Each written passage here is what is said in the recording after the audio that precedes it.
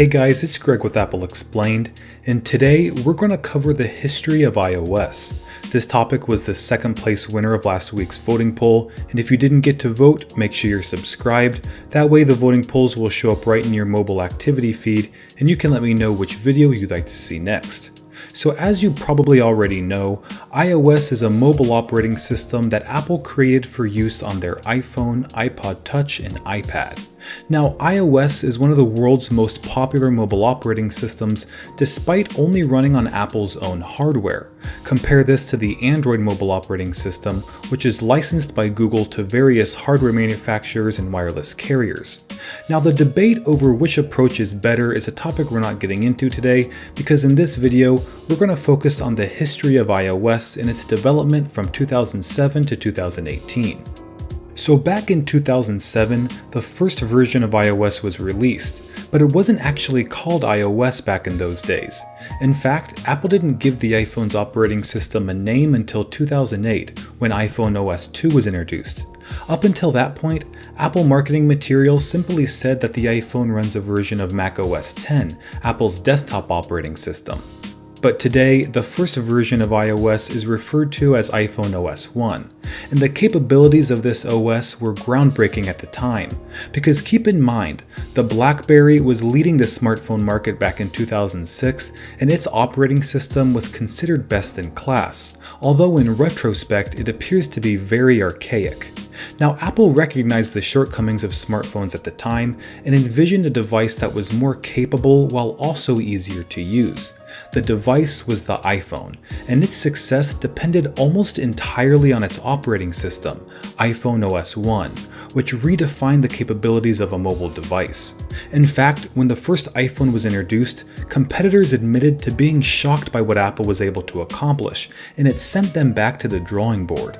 So exactly what about iPhone OS 1 caused such a disruption? Well, it ran applications that had almost all the capabilities of its desktop counterpart and were super easy to use thanks to the iPhone's multi-touch interface. This hadn't been the case with other smartphones, which had plastic keyboards and buttons that became quite clumsy and complicated the user experience. In fact, many of the features included in smartphones at the time weren't even being used by customers, since many couldn't figure them out. That's why Steve Jobs included this chart during the iPhone's introduction, which illustrated their goal to make the iPhone the most capable and user-friendly smartphone in the industry. Now, it's probably more interesting to talk about what iPhone OS 1 didn't have rather than what it did have. Because basically with iPhone OS 1, you had the stock apps included on the phone and that was it. But even those applications were extremely limited compared to modern versions of iOS. For example, Messages only supported SMS texting. That meant all you could do was send and receive text messages of up to 160 characters. No photos, emojis, or voice recordings. And if your message was longer than the 160 character limit, it was automatically divided into several parts. But perhaps one of the most significant features missing from iOS 1 was the App Store, but this hardly bothered anyone at all, because back in 2007, the iPhone was the most fully featured smartphone to ever exist, so very few users were complaining about the lack of apps near the beginning of the iPhone's launch. But eventually, the desire for third-party app development began to grow as many people recognized the iPhone's potential as a platform for developers. So with the next operating system release called iPhone OS 2, Apple supplied a software development kit that allowed third-party developers to create apps for the iPhone for the first time. Well, technically it wasn't the first time, since jailbroken iPhones could run third-party apps already, but obviously that effort wasn't supported by Apple. Now, there were other small improvements that came with iPhone OS 2, like always-on push emails, a scientific calculator, and Google Street View and Maps, but the App Store was definitely its headlining feature. And at launch, the App Store offered over 500 apps. Now, that number may not seem impressive compared to the 2 million apps offered today, but you can imagine it was a big step up from the original 15 stock apps included in iPhone OS 1. And users began to download so many apps that in iPhone OS 3, the number of home screen pages was increased from 9 to 11, which accommodated about 170 apps.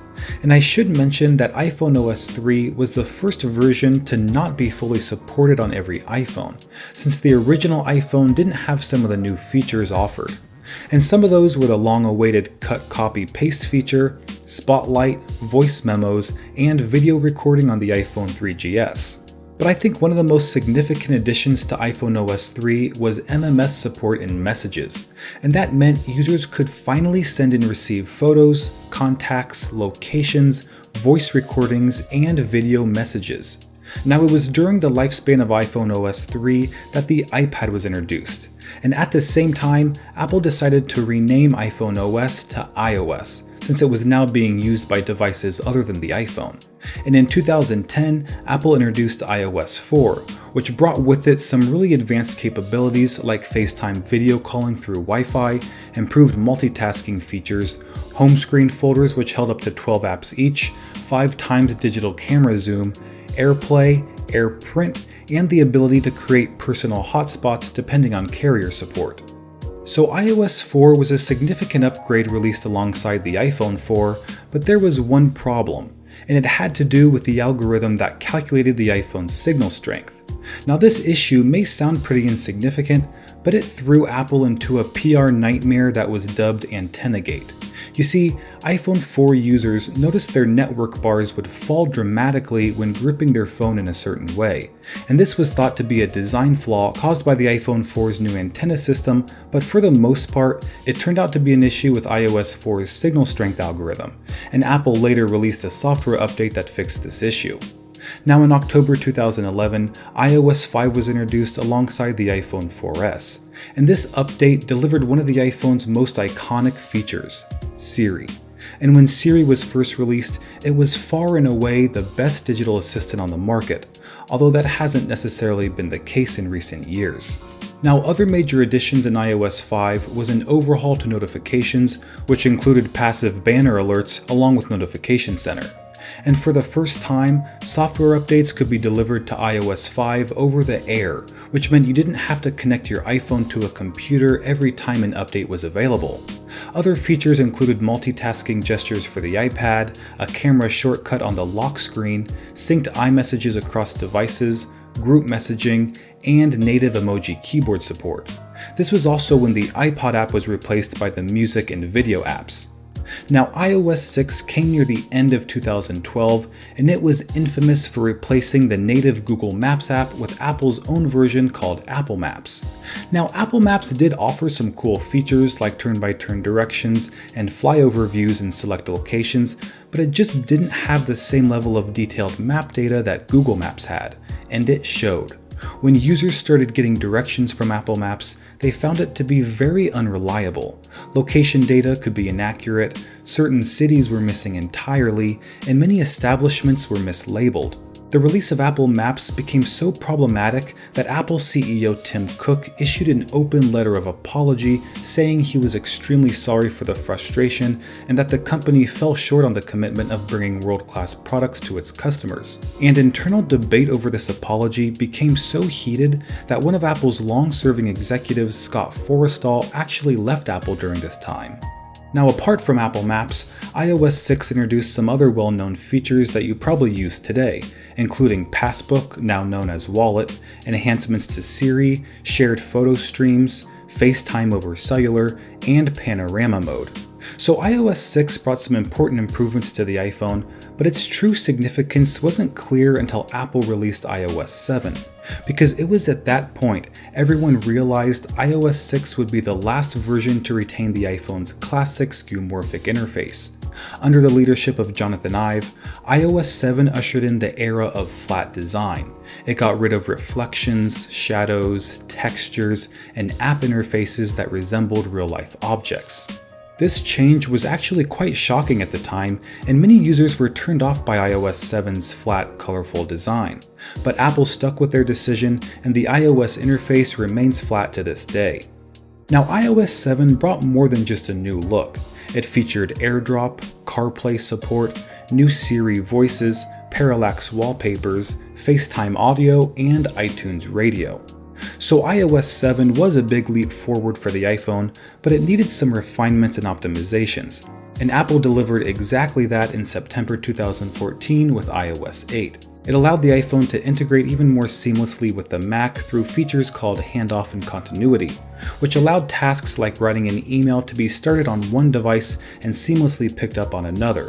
This also meant you could answer phone calls and send MMS messages from your Mac. Now, one of the biggest performance optimizations included in iOS 8 was Metal, which allowed developers to use the iPhone's graphics processor in a more efficient way, improving the performance of their games and apps. Other features like HomeKit, Apple Pay, and Hey Siri were also announced with iOS 8. Now, 2014 was a big year for machine learning, and Apple took advantage of this technology in iOS 9, introduced in late 2015. The main focus for this release was intelligence, since iOS 9 featured something called Proactive, which combined Siri and search to provide you with contextual information that it thinks you might need before you ask for it. This feature was also integrated into apps like Mail, where a calendar event could be automatically created if a date is found within the email. iOS 9 also introduced low power mode, a highly requested feature, which provided the iPhone with an extra hour of battery life after reaching 20%. Other important features included an upper and lowercase keyboard and support for wireless CarPlay. Now, by this point, there was one feature that many users wanted desperately, and that was to hide native apps, because most users probably didn't use something like the Stocks app and they preferred to remove it from their home screen entirely. And that feature is exactly what they got with iOS 10 in 2016. But there were actually quite a few highly anticipated additions to iOS 10, including Raise to Wake, unlocking with the Home button, a multi-page control center, and a universal clipboard that allowed elements to be copied on one device and pasted to another. But despite the new control center design in iOS 10, Apple decided to change it again in iOS 11 just 1 year later. This time it brought all the controls to one full screen page that users could customize to their liking. But the big focus of iOS 11 was augmented reality.